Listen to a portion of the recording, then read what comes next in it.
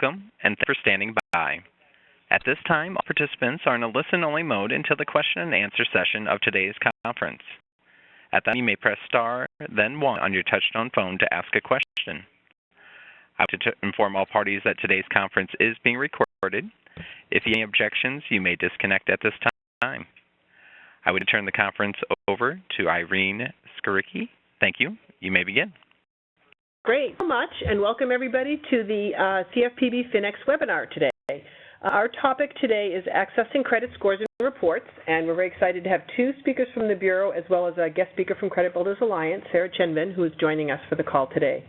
I'll just go through a few opening slides on the Financial Education Exchange. I know many of you are already part of the exchange and get regular newsletters, but just in case there's anyone new on the line, I want to make sure we all start in the same place. And then we'll go to our topic of the day. So first I have to do our standard disclaimer as a government employee that what we're saying does not constitute legal interpretation, guidance, or advice. Any opinions stated by the presenters are the presenter's own and may not represent the Bureau's views. And also as a guest speaker, we're not affiliated with and we don't endorse any speakers or entities participating in this presentation. So with that, quickly, I'm sure most of you know this, but Consumer Financial Protection Bureau is a fairly new, actually 5-year-old now, federal agency that helps consumer finance markets work by making rules more effective, consistently and fairly enforcing those rules, and by empowering consumers to take more control over their economic lives. And it's that last piece about helping consumers to take more control over their economic lives and navigate financial decisions that is where Finex fits in our webinar today. Just quickly, we're with the Office of Financial Education, but we work with the other offices in our broader consumer-facing consumer education part of the Bureau, including Offices of Students, Service Member Affairs, Older Americans, Financial Empowerment, which works with economically vulnerable consumers, and also Consumer Engagement. And we're joined today by someone from Consumer Engagement who office manages our digital properties and generally works on reaching out to consumers in different ways. So that is who we are. Just quickly, again, most of you hopefully know this, but Financial Education Exchange is essentially a way for the CFPB to reach out to financial educators and share our tools and materials with all of you, and then hear back from you about what's working, what isn't working, different strategies that you're trying, and generally learn about what's going on out there in the world of FinEd, and also help connect you to each other to the extent possible. And so through Finex, and so first of all, anyone who does not get a regular CFPB Finex News and Updates newsletter, we'd love for you to sign up. To do that, you can just email cfb_finex@cfpb.gov. That's up on your screen. You can also see it on our website, and just let me know you want to join.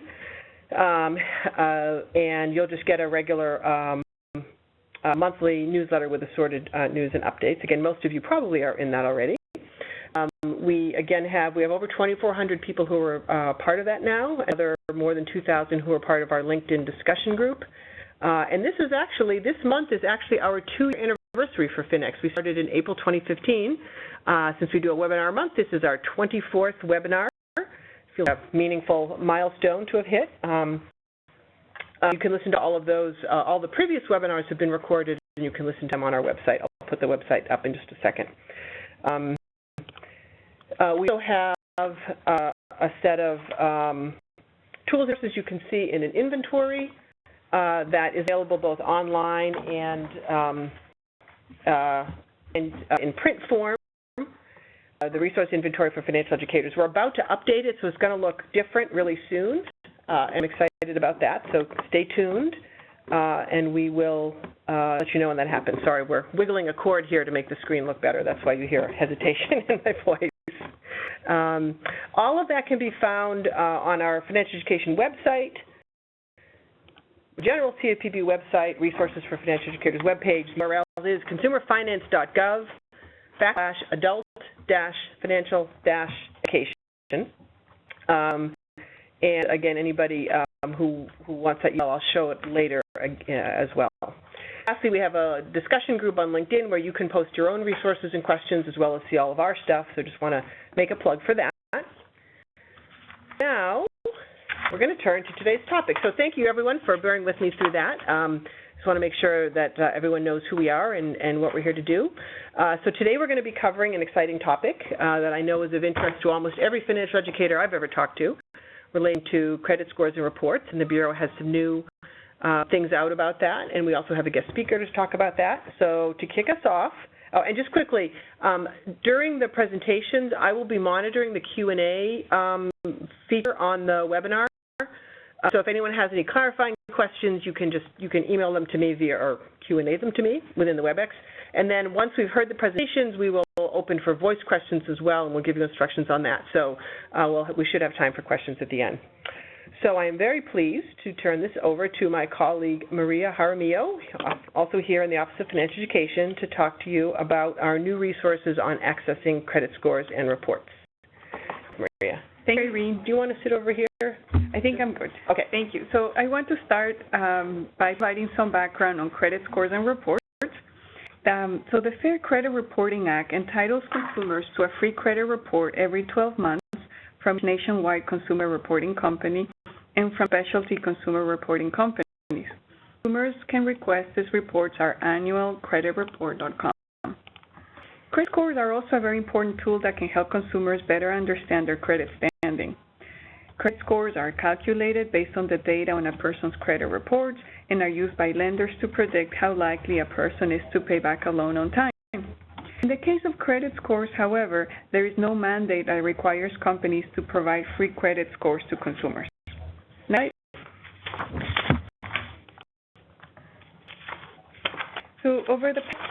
until recently, consumers couldn't easily access their credit scores and often had to pay to get them. But over the last few years, many credit card and other companies have begun to offer consumers free access to their scores. This service, which is offered as a customer benefit through credit cards, deposit accounts, or other loans, is the service we're highlighting in the company list, which I'll talk about in a bit. Access to free scores is also being offered through other channels, for example, through services that offer scores to the general public as a way to acquire new potential customers. Sorry, hold up one second. I'm getting some emails that the slides are not moving, and I am moving them here. So my apologies to everybody. I'm on all the way up to slide 12 now, and apparently none of you are. So we're trying to figure out not working with our computer because we have some very nice slides.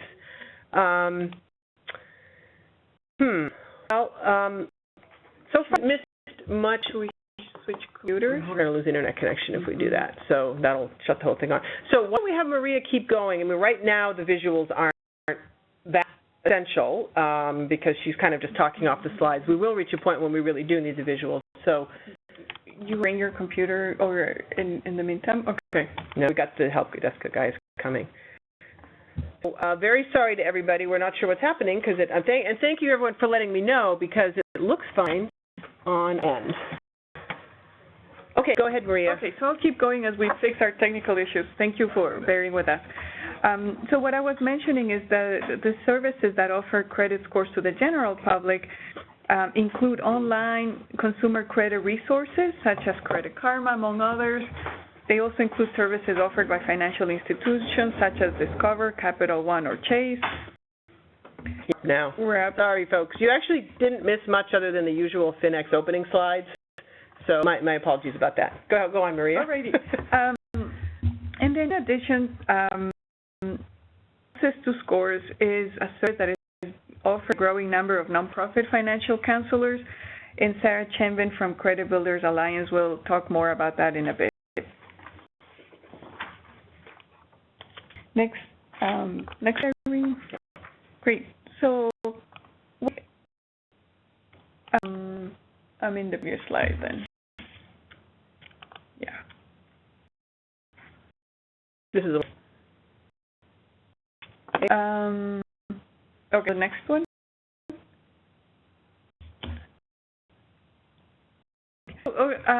Consumers.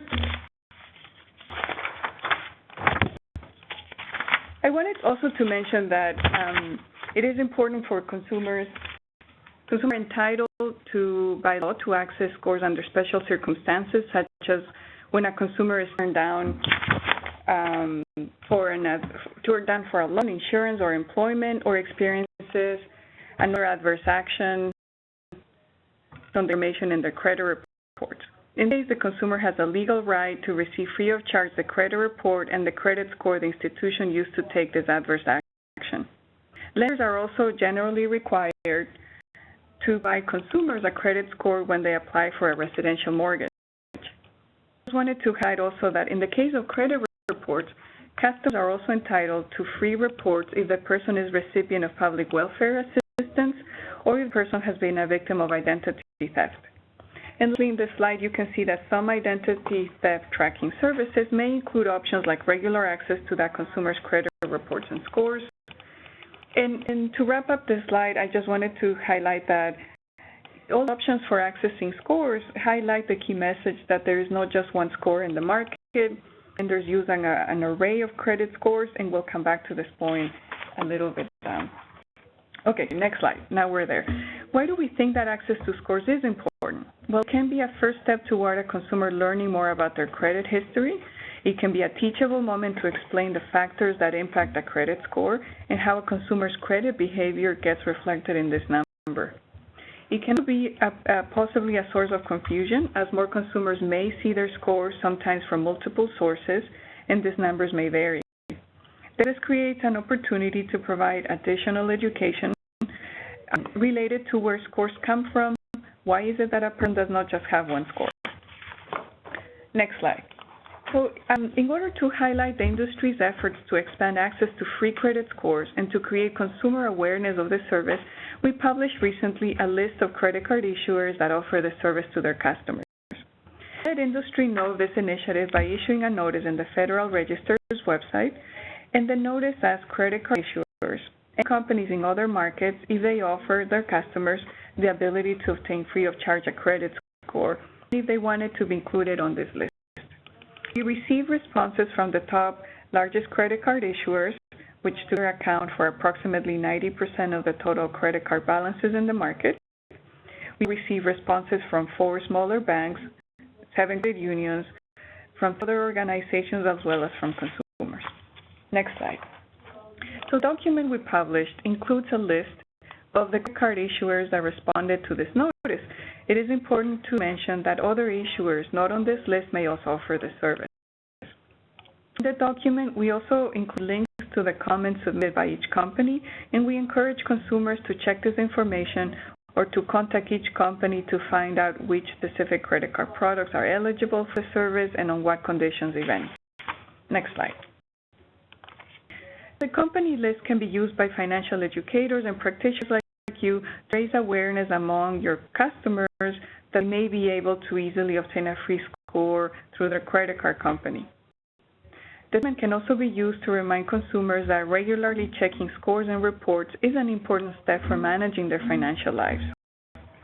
This company list explains also that a consumer does not have one score, that lenders use different scores which vary by score provider, scoring model, timing, and credit report data used.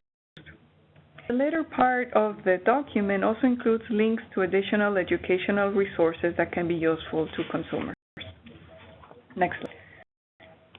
Company list, we also mentioned there are options consumers have to access a free score. It mentions companies which provide free credit scores to the general public, such as the ones I mentioned earlier. And it highlights that even though the service may have no cost, consumers may generally need to register and enter personal information, and these companies may then market products to these consumers. The list also mentions the access to scores through certain nonprofit organizations, and highlights that some of the companies on the list may also provide the service to customers that use other financial products they offer. Next slide. We also developed an infographic which could be used as a valuable resource to explain to consumers why is it that there is not one score in the market and where scores come from. The graph is divided into 3 parts. The first part that you see on this slide provides examples of different credit scores a consumer might have. For example, the score you saw online provided by your credit card company. And in the middle, it could be, it represents the score you saw when you signed up for a free credit monitoring service. And the last circle could be the example of when your auto lender showed you a score that they used to evaluate your application. And the tip we share with consumers is that At any given point, the lenders are using slightly different scores than the ones a consumer sees. Next slide. The second part presents key components that determine why there are different scores. It means that a score uses data from a credit reporting company and that each company may have slightly different data. In the column in the middle, it highlights that scores are not calculated on a fixed schedule, so they depend on when data is updated at a reporting company and when the score is actually calculated. In the column on the right, it mentions that companies have created multiple versions of their scoring models and update them frequently. The tip for consumers in this part of the graph is that even though there are parts of credit score business that are beyond their control, what they can do is make it a habit to check their credit reports each year through annualcreditreport.com and fix any errors. Slide. And Maria, we've already had some questions coming in, but for this infographic you're showing, which normally we see on one whole page, we're breaking it into chunks, that is available on our website. I know it was in the blog that went out about this company list you've been describing. Exactly. Is it available any other way, or people could look at it on the website and potentially cut and paste it and use it if they wanted? Yeah, so in the newsletter that you receive from Finex, there's a link to the blog that talks about the company list.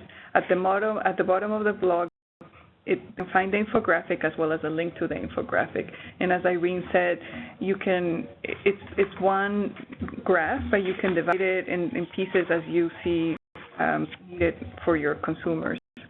And Leanne will talk, my colleague Leanne will talk how you can find it in our portal as well. It appears in several places on our site, so we'll get to that in just a minute. Thank you.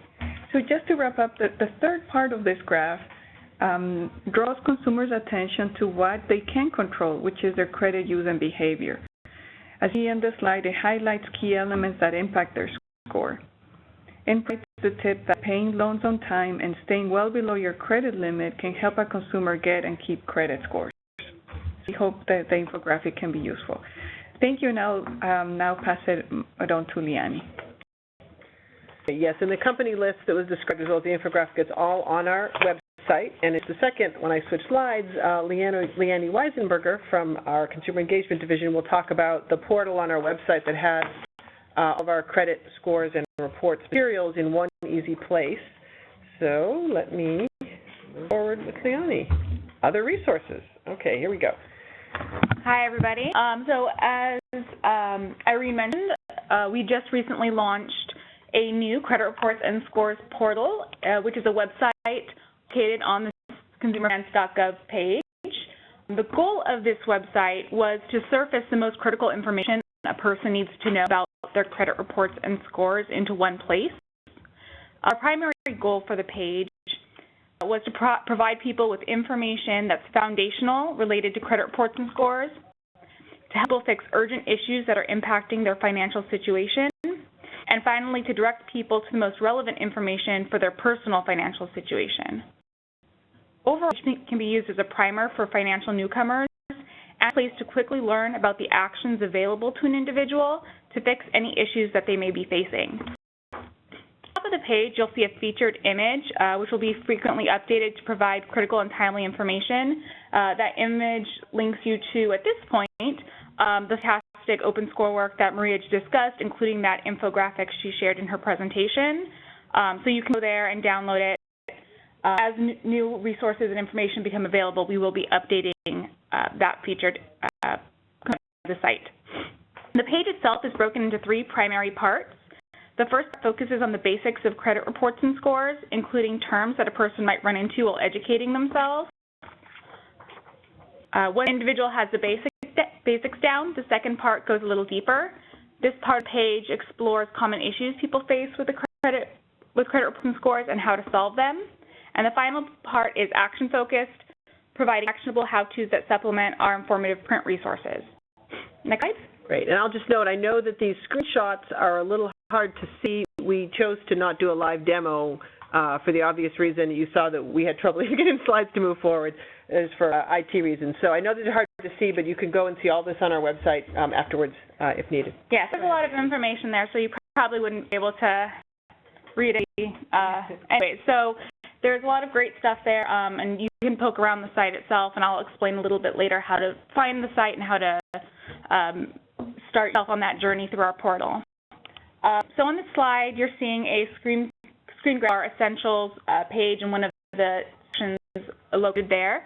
As you can see, it focuses on things like how to get a credit report, what to look for a credit report, and the most popular questions on the Ask CFPB site.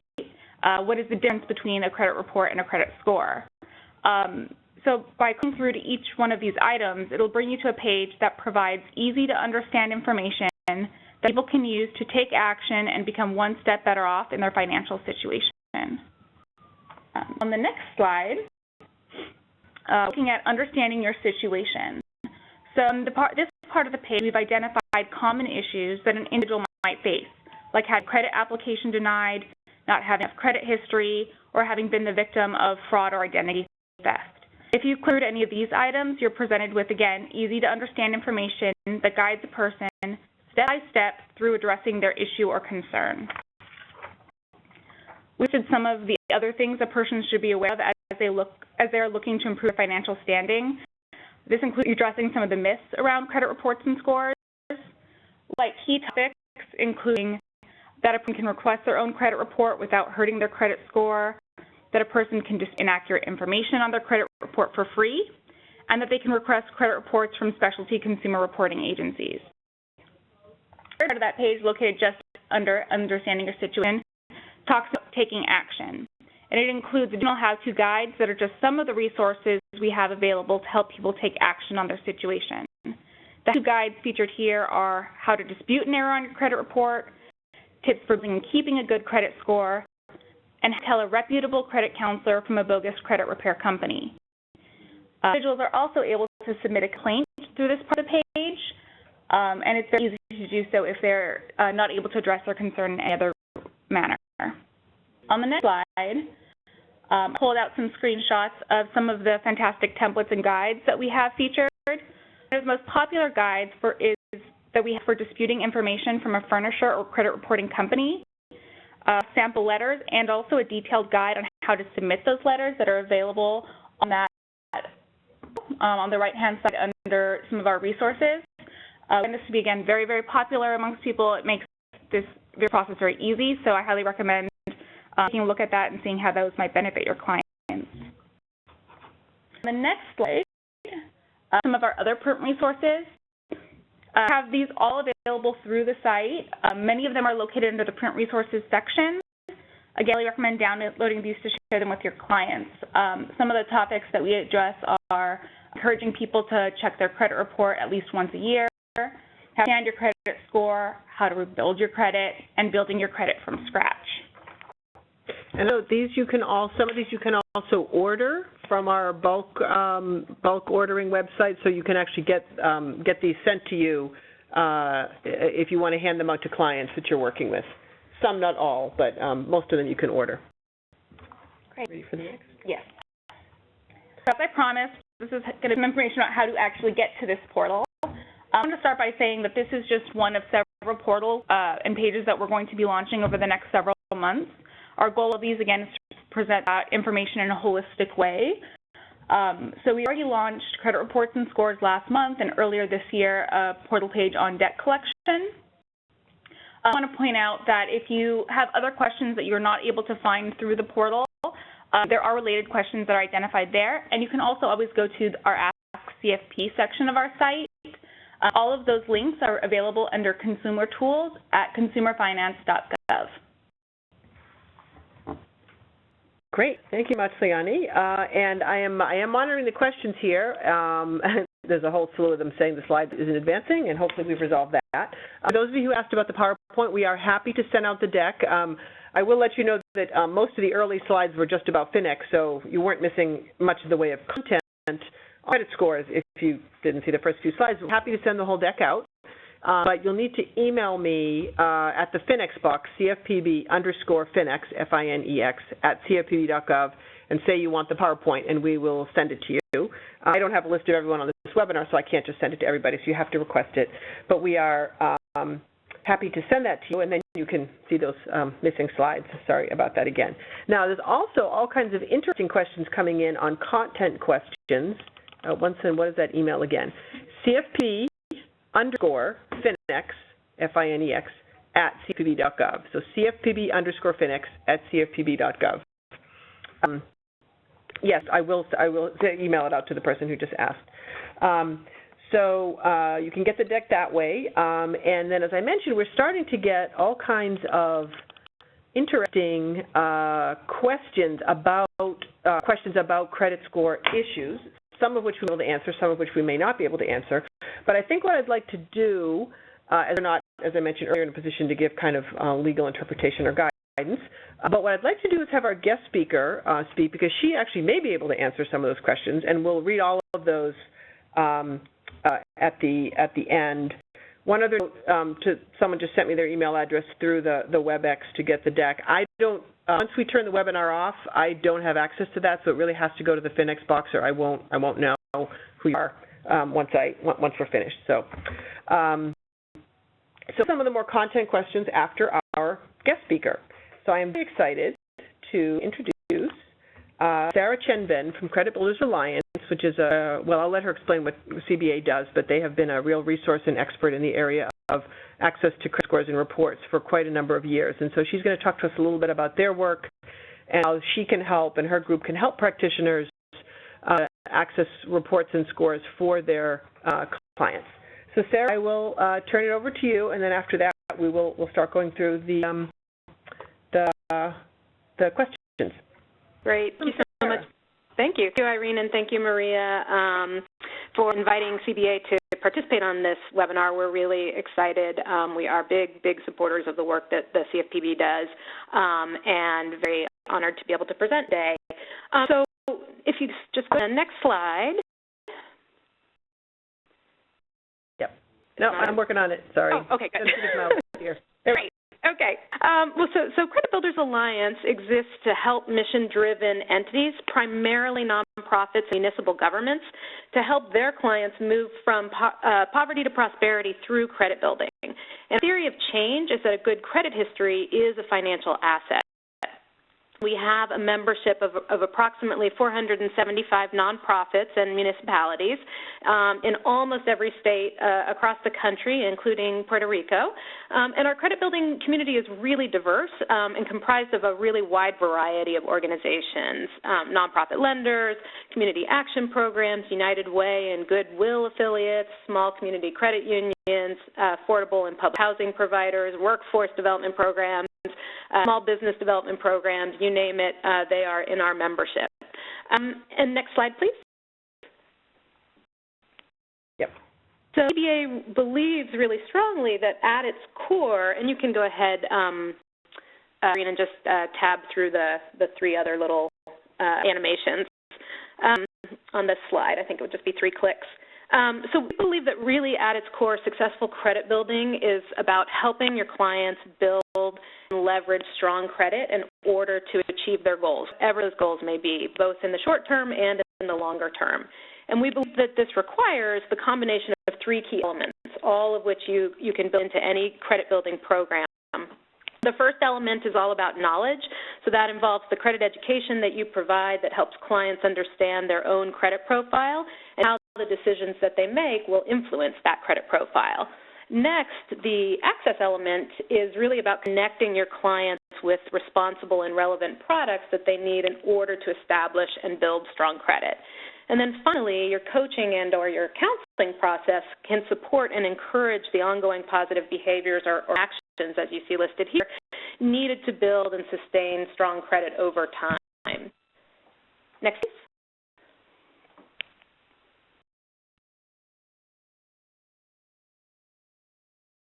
Oops. Oh, there we go. No. And you can, okay. I apologize for the animations. Go ahead and tab through, I think, probably 2. Yep, perfect. As you've already heard today, though they are sometimes lumped together, credit reports and credit scores, or the lack of those, are 2 essential tools to helping a client understand, build, and measure the progress of their credit profile as it evolves. Both the credit report and the scores are important to understand, and both can be used as key financial education tools. Next slide, please.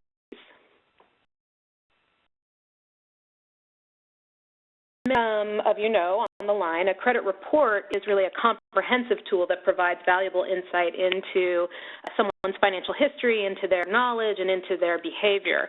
And for those with established credit files, credit reports are excellent tools for understanding a person's historical credit payment patterns and financial relationships, and they can help inform critical budget decisions based on existing debt obligations.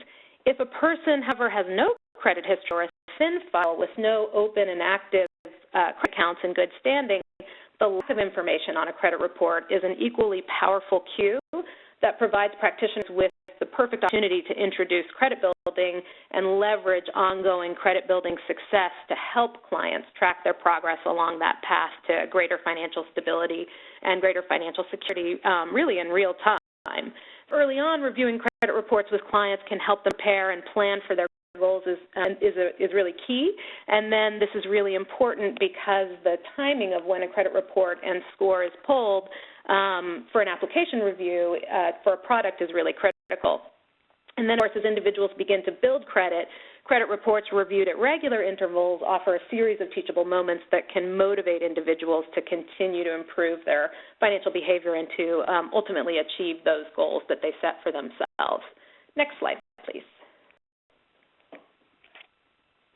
So know that just like credit scores, there are also different types of credit reports. We've heard a lot about essentially what we call consumer disclosure credit reports today, or access to those kinds of reports. Those reports that consumers request for themselves through portals like annualcreditreport.com. Lenders and other businesses, including nonprofit practitioners that pull reports on behalf of applicants or on behalf of clients, received what is called a business division credit report. So why would nonprofits want or need to pull a business division credit report? Requesting business division reports online, in real time, requires less identifying information than a consumer disclosure report. For example, it's possible for a consumer to access their consumer disclosure report via annualcreditreport.com if they don't have a Social Security number. Doesn't mean they can't access their report by writing to the credit bureaus and by sending it by mail or sending an email. They may be able to get the report that way. But to access it online right away, you do have to have a Social Security number. And it may also be difficult to access it due to some of the security questions that can use complicated wording or can just be confusing and can make it difficult for consumers to answer required information that are necessary for security reasons. So for pulling business division credit reports with proper client-written authorization means that many nonprofits don't have to rely on the client to have access to the report themselves during that coaching session, and also allows them to track client progress over time.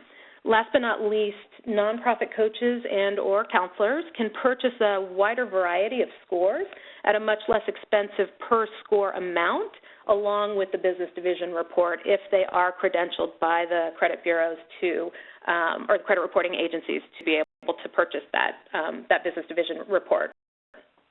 There are a number of ways that qualified nonprofits offering financial coaching and or counseling can access business division reports. One of them is through CBA's own access service, which is an umbrella arrangement with both TransUnion and Experian, hoping eventually with Equifax as well, that helps nonprofits become credentialed to pull these reports along with credit scores, highly discounted tiered rates.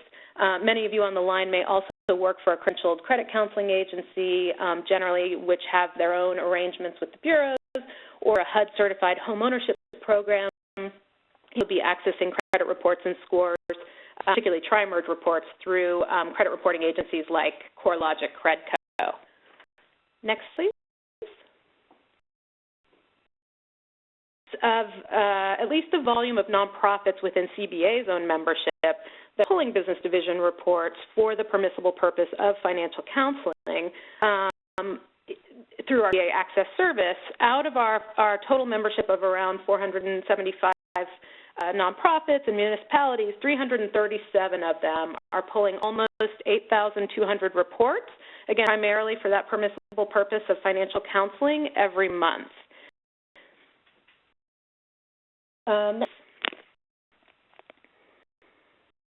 Earlier, it's essential to ensure that clients also still understand how to access their own credit reports, ideally through annualcreditreport.com. In some cases, especially when you're working with clients who haven't seen their credit report in a long time, if ever, it can be beneficial to start just by pulling reports from all three credit bureaus, the annualcreditreport.com, in addition to pulling the business division credit report scores you're purchasing with that, if you have the authorization and the credentialing to do so. This gives clients a complete picture of their credit history with all three bureaus and helps them to practice reading and understanding different types of credit reports. Once folks have a good sense and understand how to access and review their credit reports through creditreport.com, most of our member coaches and counselors advise them as a best practice to pull a report from each bureau every 4 months. So one report from one bureau every 4 months, which is a great way to watch out for ID theft and errors on a regular basis, again, also without having to pay for credit monitoring services to do that. Next slide, please. So, tabs through, thanks. Before I launch into my comments on this slide, I just want to stop and say that Credit Builders Alliance is really agnostic to what score or scores our members use for credit coaching and for credit counseling. And we have a really good working relationship with the credit bureaus that have their own proprietary scores, with FICO and with VantageScore. I was invited to talk specifically about FICO Open Access for credit and financial counselors. So I'm going to focus on the FICO scores, but I do want to say that historically those purchasing discounted reports through CBA's Access program have been able to share the VantageScore with their clients. And it was in 2015, to sort of much fanfare among our membership, that FICO also extended access to FICO scores to be able to be shared with clients by practitioners through the FICO Open Access for Credit and Financial Counselors program. And that is for those who are qualified to participate in that program. Next slide, please. Participate in the FICO Open Access for Credit and Financial Counseling program. As a nonprofit, you heard Maria, delineate, I think, really well a number of reasons for why any practitioner would want to work with their clients to share credit scores, generally to track progress, credit building and credit profile progress over time. With FICO in particular, FICOs are used in over 90% of lending decisions in the United States. You're really helping clients, the likelihood that a lender or a creditor is going to be using a FICO score, even if it's just one score among some others or among other factors, is pretty great. And in some cases, it's going to be the only score that is going to matter vis-a-vis the bill that your client might have. So the example that we use is if you're applying for an FHA mortgage, at this time, lenders can only use a FICO score, part of their underwriting for that. And so preparing a client for this particular goal will necessitate accessing the relevant FICO score. Next slide, please. So what is to participate in the FICO Open Access for Credit and Financial Counselors program? I won't get into too many of the details here for the sake of time, but there are 3 key criteria. The first is that the organization must be a 501c3 or a government entity with the primary purpose of providing financial counseling and or financial educational services. The second is that the organization has to have in place an end-user agreement with one or more of the credit bureaus, or in certain cases with a data reseller.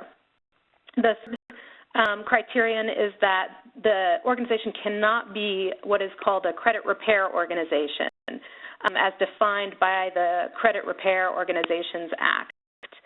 Heard, I think, Leanne note something about, distinguishing between proper management organizations and those that are bogus credit repair organizations. You can learn more about the details of the program by going to the link that you see up here on the slide, fico.com /open access CFC. And the process for participating in the program is first really determining eligibility, your organization's eligibility.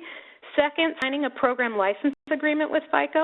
If you're approved, the third step is setting up to access the members section of FICO's open access for CFC web community. So they have a great website here that has a lot of great information, and once you're approved, you'll have access to a special forum on their website. That's a really great community where you can share with others, learn from others, download a lot of great resources. And then fourth, as the resources, downloading the program content that FICO makes available, so a lot of materials on FICO scores, a lot of great resources on sort of the foundational, what constitutes the score. And then fifth is training your coaches and counselors on that content. The last step is really then just to start sharing the score in the coaching and counseling session. Next slide, please. Oh, and just really quickly before we go to the next slide, you can see at the bottom here some useful resources offered by FICO. And if you are a CBA member, we also had a webinar that FICO conducted specifically on this program, which was recorded, and we have a tip sheet. So if you're a CBA member, you can't access the webinar, but I am happy to send out the tip sheet also to anybody who might be interested. And if you are and you are contacting Irene for a copy of this presentation, go ahead and note that, and hopefully I can send over the tip sheet and she can send that along as well. Next slide, please.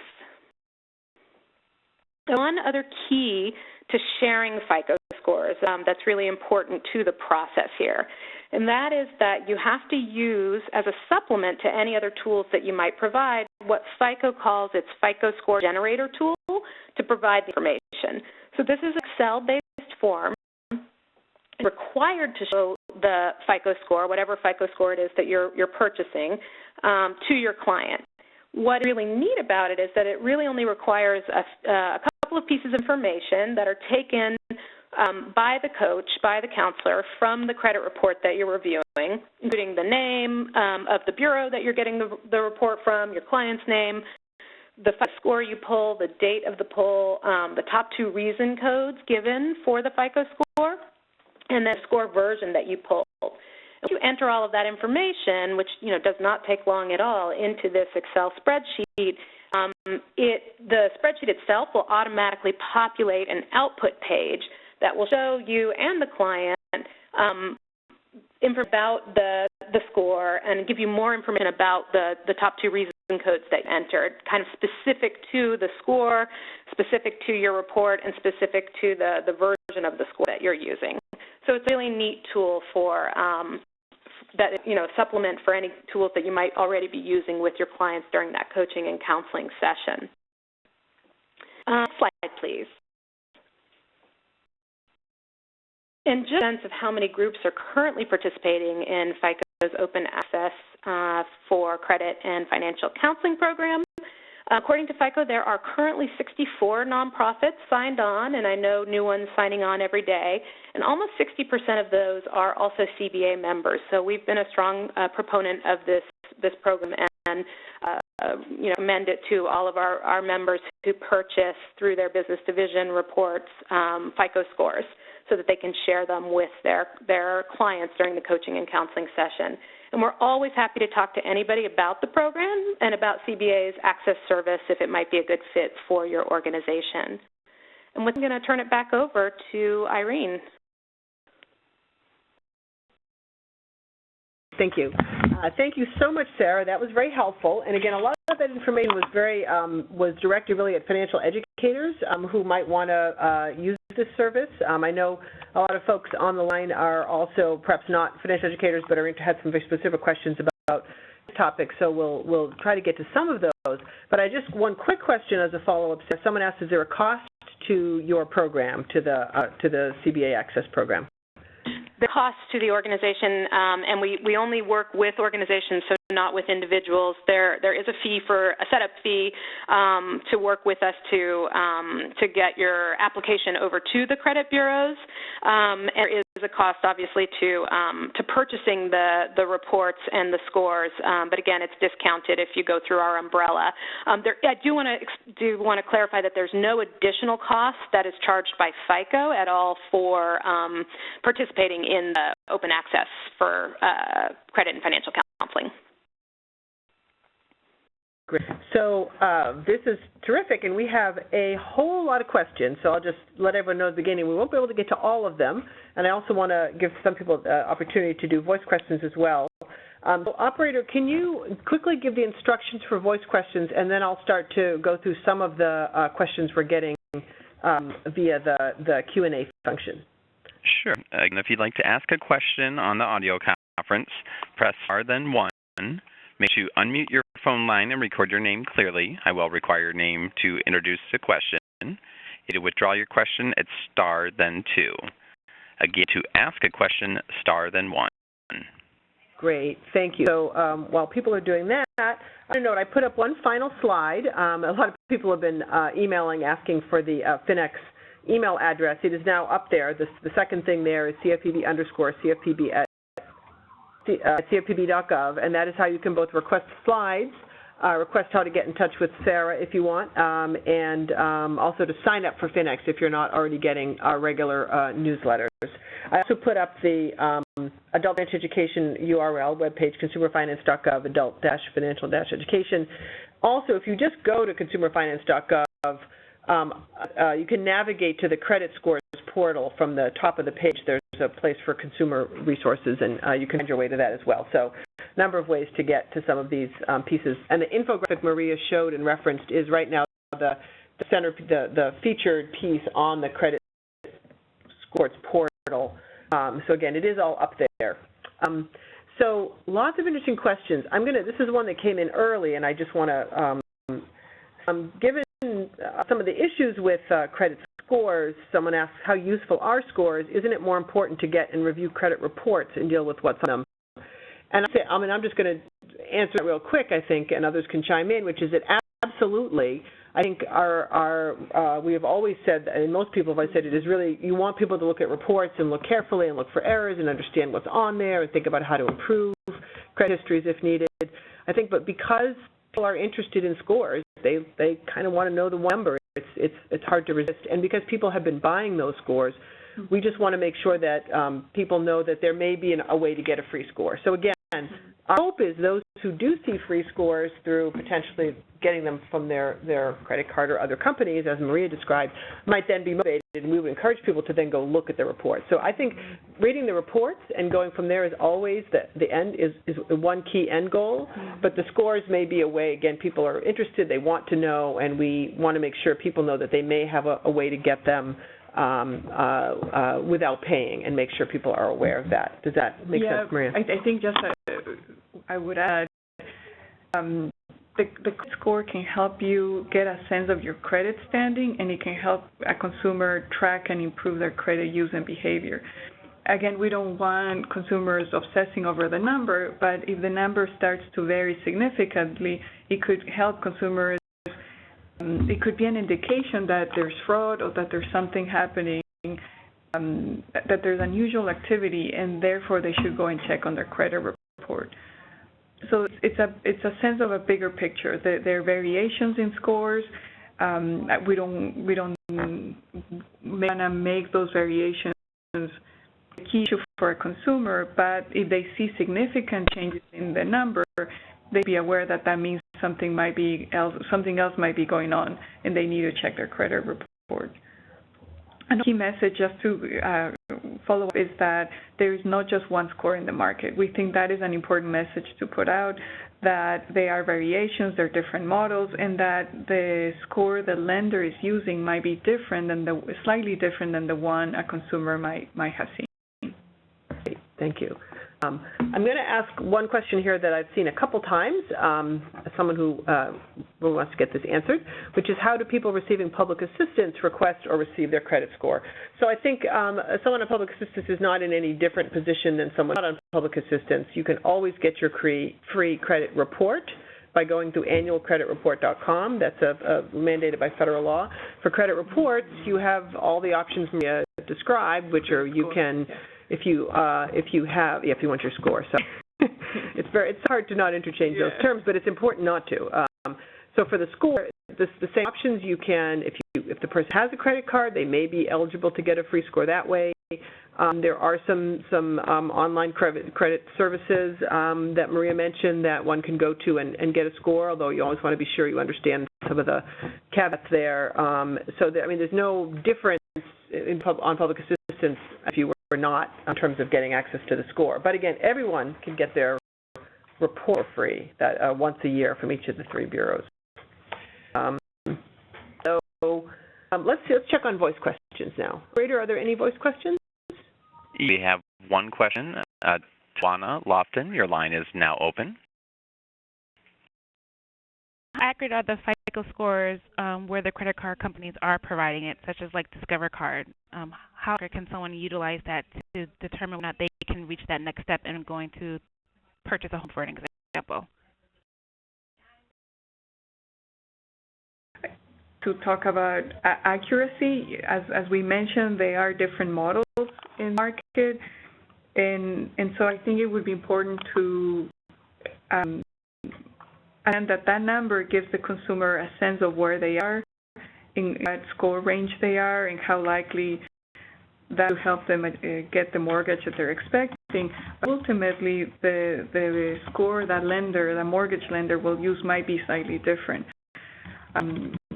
As Sarah mentioned, there's a high use of the FICO score lenders. It's important to mention that some lenders use data from different credit reporting companies from different scores and calculate their own, use their own models, internal models, to determine and evaluate and make a credit decision. I could just add to that too, and it's also important to understand that that the score is or any combination of scores is also often it's one factor in the underwriting of certainly of things like mortgages and other asset-based credit products. Right. I'm going to read another one of the email questions here, which there are many. Thank you for all the questions. And again, we'll try to get to a few more, though we will run out of time pretty soon. But a question specific to the CBA program. Someone says, as I understand it, a CBA membership allows you to access a client's credit report, but you're allowed to print or give the client a copy of their own report. Is that true? And if so, why is that? So that used to be the guidance that we provided, and just to clarify too, the CBA Access Service provides you with the ability to apply to become credentialed to purchase a business division credit report. We make no guarantees and can't speak on behalf of the bureaus themselves, so the ultimate decision is theirs.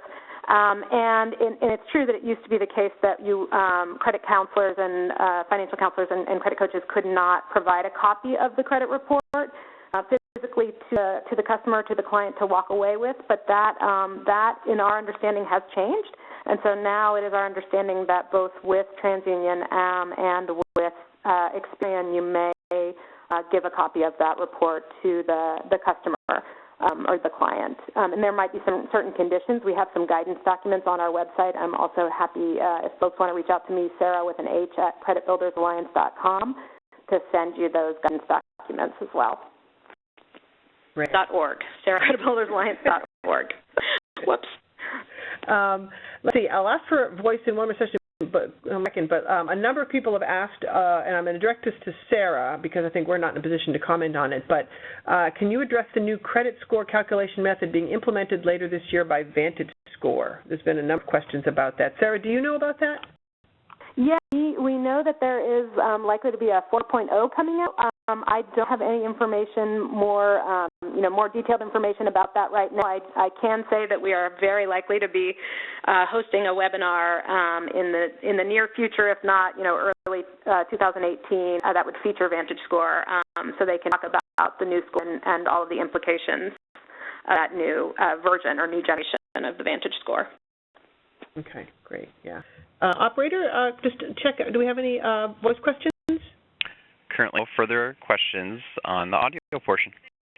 Great. because I updated here on the Q&A, which is wonderful. Let's just try to get a couple more before we run out of time. This one is interesting. Any resources, and actually I guess I'll direct this to Sarah because I don't think that the CFPB people can answer this, but any resources that you know of being able to use to access a credit score for ITIN holders, so people with an individual tax identification number as opposed to a Social Security number. I assume that's an authentication issue at the bureaus. Yeah, but yeah, you're exactly right. So whether you have an ITIN or not, or whether you have a Social Security number, I guess I should say, or not, if you have a credit record and if it's if there's enough recent activity and enough active guidelines to generate a credit score, again, depending on which score generators or which scores are you're trying to pull, then you will be able to access that, or you will have a credit score. So it does not matter whether you don't have a Social Security number. That's really more of a, as Irene said, an authentication issue. If you're able to access a credit report and you have enough credit history to generate the score, then you will be able to have a score, and then of course getting access to that score is the next step.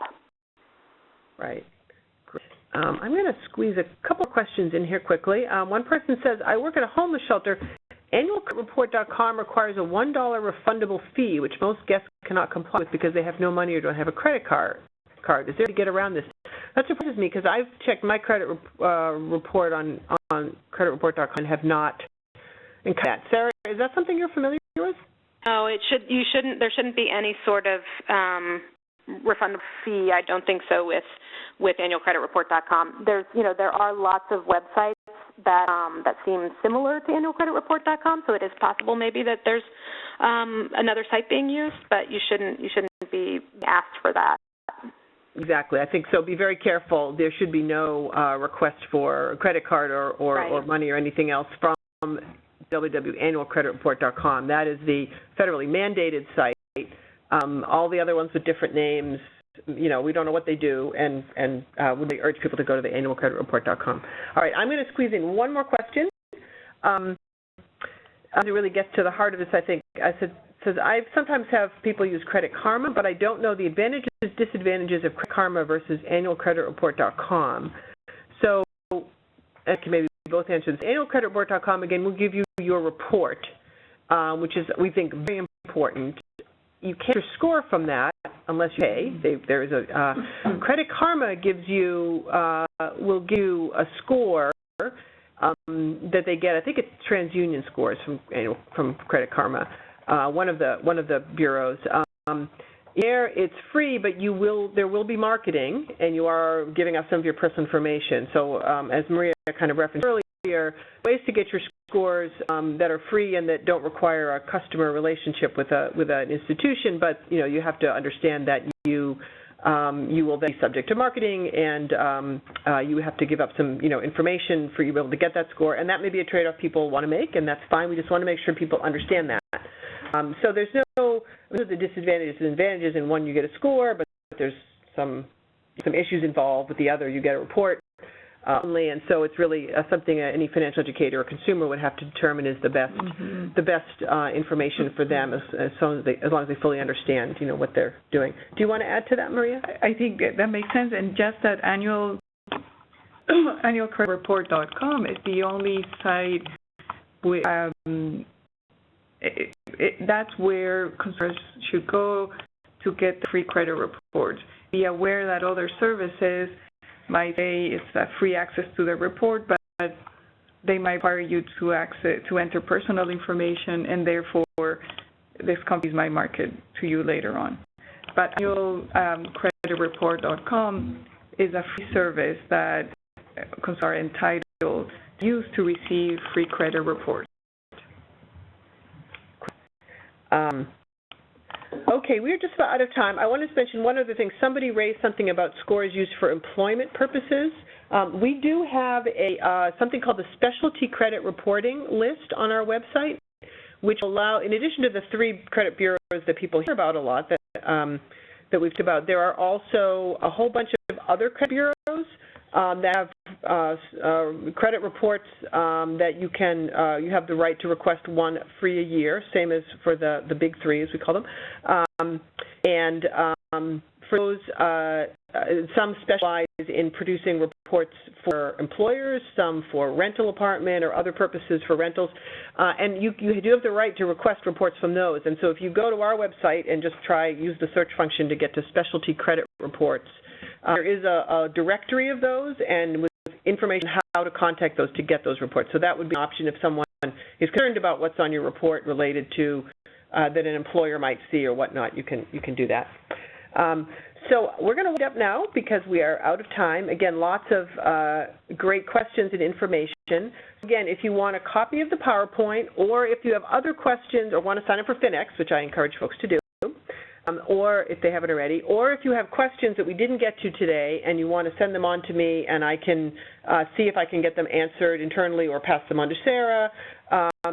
Address again is CFPB_Finex, F-I-N-E-X, at cfpb.gov, cfpb_Finex at cfpb.gov. That is also up on the final screen there. You can also, on our website, that email address does appear on the Adult Financial Education page. So you should be able to reach me through that. I monitor that box, so I'll get anything you send there. And we'd be happy to send that out to you. And again, thank you so much. There's been lots of great questions and lots more I wish we were able to get to. There's clearly a lot of interest in this topic. We're thrilled. We hope people do look at our information, look at some of the resources we mentioned, the web portal, credit reports and scores, the company list for those who want to explore whether they may be able to get a score from their credit card company. And I want to thank very much the speakers, Maria and Leanne, and also Sarah Chenvin from Credit Builders Alliance. This has been great. Thank you very much, and we're going to end now. That concludes today's conference. Thank you for participating. You may disconnect at this time. Speakers allow a moment of silence and stand by for your post-conference.